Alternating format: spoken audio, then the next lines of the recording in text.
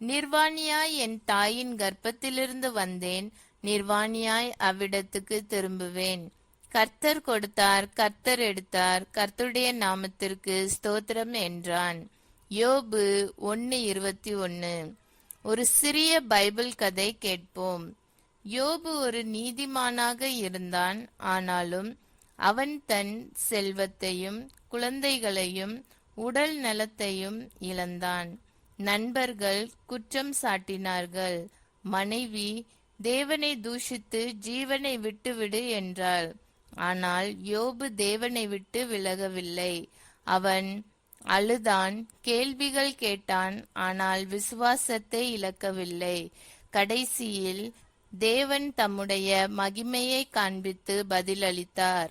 தேவன் யோபை இரட்டிப்பாக ஆசீர்வதித்தார். நாம் எல்லோரும் ஜெபிப்போம்.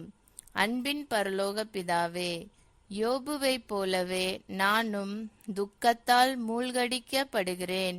நான் ஏன் இவ்வளவு ஆழமாக துக்கப்படுகிறேன் என்பதை புரிந்து கொள்ள முடியவில்லை. என் இருளின் பாதையிலும் உம்மை நம்புகிறேன். என்னை பலப்படுத்தும், என் காயங்களை ஆற்றும். மரண பள்ளத்தாக்கில் நீர் என்னோடு இருப்பீராக. இழந்ததை எனக்கு திரும்ப தாரும். உமக்காக காத்திருக்கிறேன்.